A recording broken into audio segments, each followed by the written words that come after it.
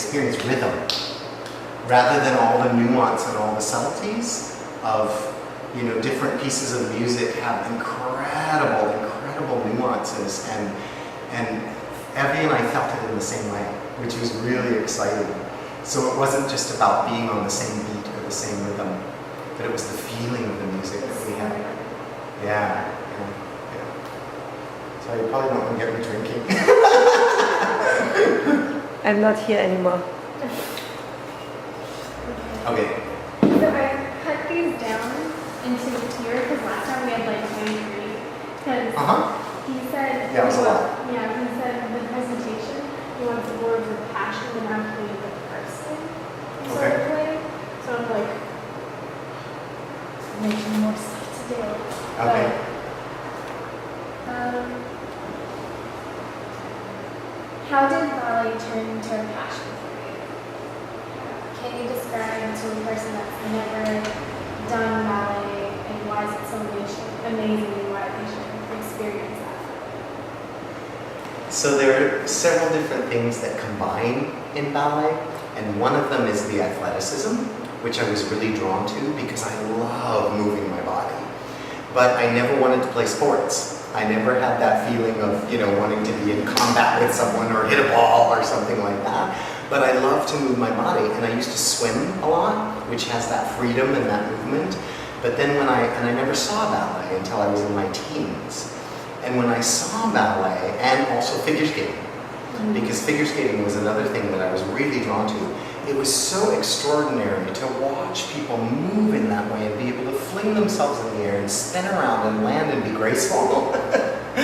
And also the thing that went further than figure skating for me was the story. Because it's not just about the athleticism, there's the stories, there's the emotion that's inside it. So every ballet has some kind of emotion that goes with it. And it's linked to the story, whether you're experiencing great joy, or whether there's tragedy, or whether there's drama, or whatever it is, there's the combination of all of those beautiful things that you're doing with your body while you're creating a story. And that, so the emotion is also being carried by the things that you do in your body and the technique that you have.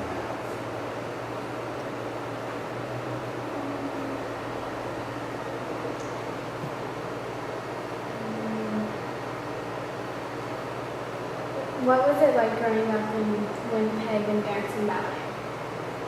Well, I didn't actually grow up in Winnipeg. That's okay, yes. So that was the really amazing thing about me having a career in this, because I started really late to be a professional ballet dancer. Because I grew up on the island of Borneo and there was no ballet there.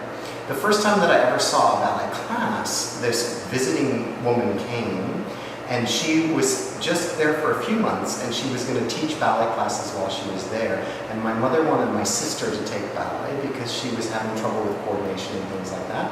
And so she wanted to take her, and I really wanted to go. And the ballet teacher said, no, I won't teach boys. So I would stand outside and look through the windows and mimic everything that they were doing, because I just thought it was so beautiful, and I love music. I just love music. I always have. From a very young child, I get very moved when I hear music. And my mother used to say, before I was even cognitive of this, that she would put music on, and at that time it was all classical. There was no such thing as jazz or hip-hop or anything in our house. And so it was all classical music and church music, but I would move to it. She would see me just moving to the music. And so I was watching these ballet classes, and I saw people actually doing that in a specific medium, you know, moving to music with specific movements and specific arms and legs and heads and exercise, and I just thought it was the most amazing thing, but I wasn't allowed to take class. So then when we came back from overseas, and we had moved back to the Midwest, and then I asked, first of all, I was fascinated by figure skating too, because we had no snow or ice in there. So I started taking both at the same time, figure skating and ballet, but I'd never seen a professional ballet company. I'd seen skating shows on TV and Olympics and things like that, so they have a lot of things on TV that were really amazing in skating, and I'd never seen a ballet on TV. Now there's lots of it, and now there's YouTube. So the first time I ever went to see a classical ballet was when I was 17. And I knew right then, sitting in the audience, this is what I want to try and do with my life. I had no idea whether I could, because I had not been taking very long, only a couple of years. But my body really lent itself to it very naturally, which was really good. I had a lot of flexibility naturally, I had a lot of movement qualities, and that connection with music, which is so important for dance, and the passion. And so I saw this first ballet, and I went back and I spoke to my skating coach and said, what do you think? And she said, absolutely, go for it. But go to the best school, one of the best schools. Don't go to some little by-the-way thing and get bad training. And so I did. She gave me schools to write to, and I went to one of the very best ones, and it had the Vaganova training, which is the Russian that I heard was very, very good and strong. And so I went and got this Vaganova training, and the moment that I got there, I knew that this is what I wanted to keep going with. It just felt so incredibly good. Again, that combination of the movement with the music, with the passion, with the feeling that you have inside yourself. So I was right away in just joy. And I had a lot of catching up to do. It was really, really hard because I had started late, and I was sad a lot because the people that were dancing around me were so much better than me because they had so much more training. But my body really took to it, and I was able to catch up, and I was able to have this career. And that was the incredible thing, was to have the kind of career that I had, starting as late as I did, was really, really unusual. I was very, very blessed. You started ballet because you were studying ice skating. How's the transition from ice skating to dancing ballet, and what happened to your ice skating? It was really interesting, actually, because when I talked to my coach about it, she said to me, yes, you could absolutely have a skating career, but here's the thing. In skating careers, they don't do what they do in ballet companies, where you start out in the corps de ballet, and then you become a soloist, and then you become a principal dancer. They don't do that kind of graduation. So in skating companies, if you come in the chorus, you stay in the chorus until you retire. And the soloists and principals that are in the skating companies are the latest Olympic gold medalists, or world gold medalists, or whatever it is. So they take those people that have won these gold medals and put them into the leads. And so if you don't go win a medal first, you can't ever do a lead.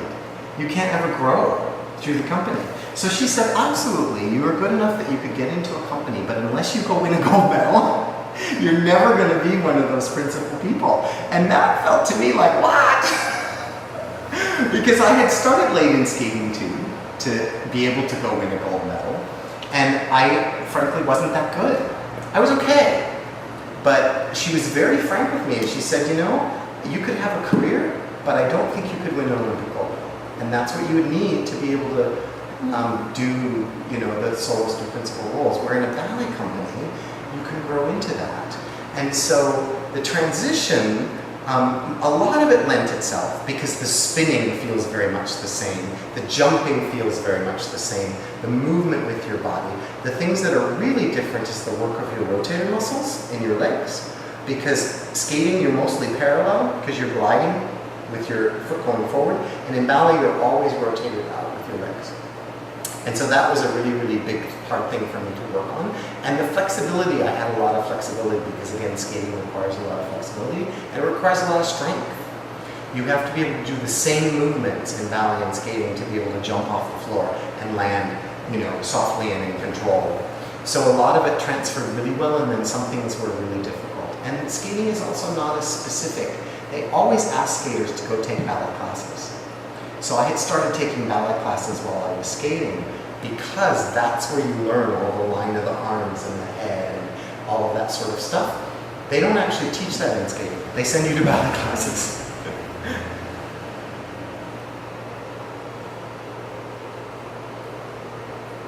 Do you ever skate for fun? Do you ever go to Honolulu? You know, I haven't, but after I stopped skating, and I was dancing for a really long time and got into companies, people found out that I was a figure skater, and then I was asked to come back and coach skaters as a ballet dancer. And so I was still on the ice, I had my skates on, and because I knew all of the technique of skating, I could say to them, you know, when you're doing your 3-turn, you need to have your head like this. And so I knew all the terminology and things like that, and so it was actually really fun. So for a while when I was in Toronto and I was dancing with the National Ballet, I was also coaching skating at the same time. But I actually never did just put on my skates and go like do. And then the same thing happened on Oahu. When I was teaching on Oahu, there were people that were interested in skating who knew that I had skated, and so they asked me if I would teach them skating as well as ballet. So I had some students that were both, and we would do some in the studio and some on the rink. You've been dancing for 9 years, and how long have you been teaching? So overall, Oh, I was in professional ballet companies for over a span of 10 years, but I was in school for 4 years before that. So I did the professional ballet school, that is, the Royal Winnipeg, where you go from like 9 to 6 every day for 6 days a week. It's very intensive. And so I did that for 4 years before I graduated into the company. And then I danced in companies, both the National Ballet and the Royal Winnipeg, for the next 10 years. And then I guested for a few more years after that, when I got into singing in musical theater, because I went into music, performing in music after that. And then I didn't start teaching until after I finished my music career. And that was when I moved to Oahu. And so I've been teaching now for 15 years. how do you feel when you're dancing? I think you've kind of said it already, but what's the main form of ballet? Well, yeah. It's a mix of emotions, right? It is, but there's also something in the body that's very specific with my body with classical ballet. I've done a lot of different kinds of movement. I've done modern dance, I've done tap, which is really fun, it's playful. I've done jazz, and not a lot of hip hop, I really don't enjoy that. But the thing that feels the best inside my body is classical ballet. And from a soul perspective too, because the depth of classical ballet, for me, goes really, really deep into my soul. And I do other forms of dance and it's fun, but it's more peripheral. It doesn't drop into that soul level the way it does for me with ballet. And part of that too is not just the way it feels in my body, but also the stories that we used to tell in ballets. And I've given you that one example about Evelyn, when Henny Arians, who was the director of the Royal Winnipeg, near the end of my career, he was killed very suddenly in a car accident. And both Evelyn and I were very close to him as a friend, as well as a mentor and as a director. He was an incredible being. And when he was killed in that car accident, it was so shocking. And the very last thing that he was working on with us was a ballet called Les Sophies, that's about the spirit world, which is incredible at the time of death, to be working on a ballet about the spirit world. And I played this character who was a poet, who had this spirit, who was played by Evelyn, who was his inspiration for his poetry. And so he would dance with her and he would get his inspiration for poetry, but she was not a living being. She was a spirit. And so we were working on this ballet when he was killed, and it's a very lyrical piece, and it's very ethereal because it works with the spirit world. And so we actually went to do the first performance of it after he died. And it was the last thing we had worked on in rehearsal with him. And it was so incredible to be on stage with all of that feeling, with all of the things that he brought to it, and all of the emotions that we had about working with him, and to take that actually into the ballet and perform with that was just extraordinary. The audience could probably feel it too. I'm sure that they could, without even knowing the details of what was going on. And that was one of the things, it's interesting that you say that, because that's one of the things that people often said about Evelyn and I dancing together, because we both had so much emotion and so much soul when we danced, and we dropped in really far into that side of things, more than the technique. Both of us were like, technique, you know? Yes, we worked on technique, but for us, the technique was a means to get to the soul of the piece. And so it just took us there. And when we came together, people would comment on that. You know, they would say, like, I've seen Evelyn dance many times and I've never seen her be matched the way you matched her with the emotion and with the soul, the peace. So that was an extraordinary thing to feel and to have people reflect that they had also experienced that. It was beautiful. Because usually, for me, when I'm seeing other people, they're like, and when my friends think of ballet, they're like, oh, tutus and sparkle. Yeah, It's yeah, like, yeah. it's actually much harder than you think. Yeah. You have to work hard and just more. Well, and a lot of people think that it's pretty, Yeah. and it goes way beyond that.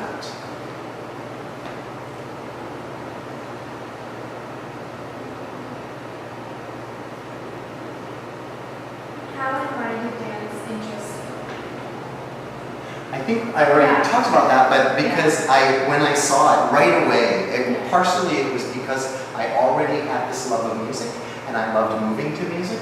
And then the first time that I saw a ballet class, I'd never seen that. I'd never seen people moving to music in that way. And beautiful classical music, that was the other thing.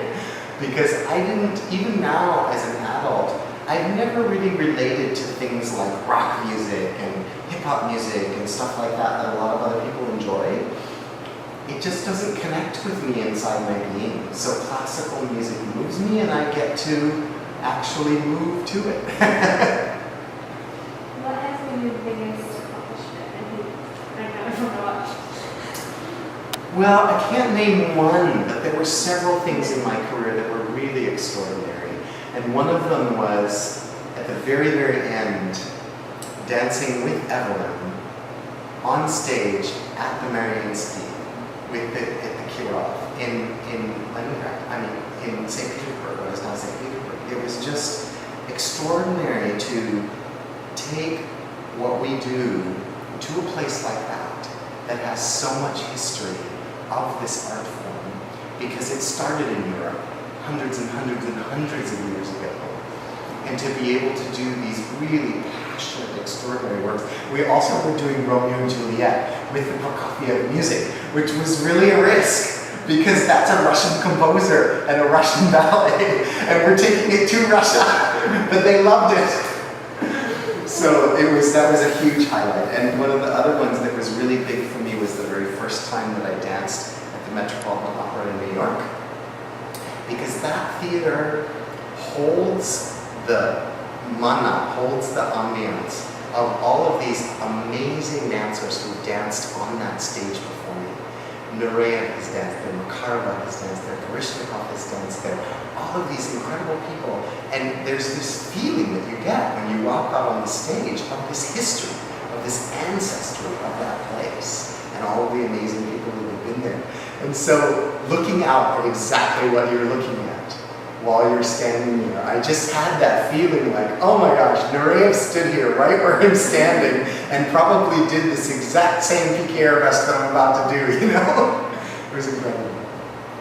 And then I remember you telling me about one where you're lying down and then you were like, oh. That was at that theater because I was actually doing a pas de deux that was, we started out laying on the floor in an embrace, and I'm facing the audience and she's facing backwards. And so the curtain came up and I watched this curtain rise on this amazing, amazing theater. And that was when this thought came to me, oh my goodness, like all these people that have looked at exactly what I'm looking at. Because I had time to just lay there and experience it. Because the music started playing for a while before we lifted and came out of the embrace. So we were just laying on the floor as the curtain came up and the music started, and there was this flood of emotion. It was beautiful. Who was your first dance teacher and how long you studied? I remember you didn't study with them that long, but what was their name? Yeah, it wasn't very long. That was when I was figure skating, and I was only taking ballet class once a week, and I hadn't seen a professional ballet yet, so I didn't actually know what was possible with the art form. And he was Spanish, I believe, and his name was Salvador Barrias. And he had this heavy accent, and I have no idea if he was good or not, because I had never experienced ballet, so I didn't have anything to compare it to. And then he stopped teaching before I actually got really good training. And so by the time I had gone to the Royal Olympic Ballet and gotten training, my parents were actually still living in that town, and so I went back to visit them, but he was no longer teaching. So it would have been fun to go back and take class with him after I'd had, really good training for a long time and experience him as a teacher in that way, because when I first started, I had no idea whether he was good or not. Is there one specific teacher that you remember that just made you grow into a Yes. His name is David Maroney, and he was the principal of the Royal Winnipeg Ballet Professional Division, and that's the division that they train their dancers for companies. So there's two schools there, and one of them they just call the General Division, and that's people who just want to take for fun. And then they have a specific division for just the people who want to be professional dancers. And he was the principal of that division. And he also taught not just the boys, all the boys' classes, the men's classes, but he also taught all the partnering classes. And he was an incredible, incredible partner himself. And he taught partnering in a way that I don't know if I would have been a good partner if I'd had anybody else. And that was one of the things that really took me far in my career, was because I was a really capable partner. And a lot of guys can't partner. They've never been taught properly. And so I had this amazing training, like I experienced that when I went to the National Ballet of Canada. A lot of the people that went through the National Ballet School had not really been trained well in partnering, and they were afraid of it, and they didn't know how to do it very well. And for me, it was easy because I had this incredible training, and I also really loved it. I really enjoyed it. And that was how I got to a place later in my career, being able to dance with someone like Evelyn. If I wasn't a good partner, she would never have danced with me. She was very specific about the people that she wanted to work with and didn't work with, And so it was, if I'd just been a really good technical dancer and not a good partner, I would never have had the opportunities to dance with her the way that I did. So that one teacher, taught me not just men's technique, but also partnering, which was crucial. Yeah. I don't know if you answered this one, but in a few sentences, can you describe to a person that's never done ballet to join it? Say that again? In a few sentences, describe to a person that's never done ballet to join, do it. Yeah. Okay, no, we did the last time, but not this time. Yeah, so first of all, I would say if you love music and dancing to music, then that's a start. Like that's where you come into it, is wanting to move your body to music. And then it's really specific. This art form has been around for so many centuries, and it's really refined. So some people really, really take to it right away, and then others just don't. And that's something that you have to feel. And it's really a feeling inside your body, because it's way more than exercise. And there's so many details to it. It's very, very detailed, and so many levels. So it's not like just doing an aerobic class where you do a lot of walking and you do a little maybe stepping up and stepping down and things like that. Very specific positions with the arms, with the head, with the legs, with the muscles that you use to create certain lines. And then there's all the things of the jumping and the spinning that gets really complicated at the end of classes. And so you build through the class until you're flying across the room doing all these huge leaps and things like that, and not everybody enjoys that. So it's something that I would say, first of all, if you really connect with music and you love moving to music, start there and then come try and see if this kind of movement really feeds you inside your body, because it's very individual. Yeah, it's a soulful kind of thing. It is. It really is. Yeah. And I think it creates different types of skills like musicality, and then you learn acting, sort of to incorporate it with Absolutely. it. You can learn a lot from doing ballet. Yeah, absolutely. It'll help you think ballet can help with everything in life, and if you want to do like hip hop or jazz, I think starting off with ballet can break off, so it'll be easier to do like hula.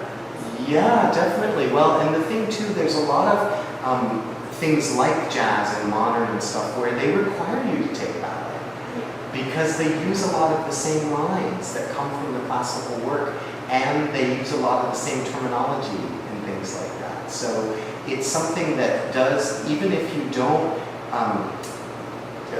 want to pursue that path, it's really a wonderful place to start to even go into other things, as you said. And it depends on also the type of music that you like to dance to. If you don't like classical music and you only want to dance to hip hop music, well then yes, it's probably not the place for you to be.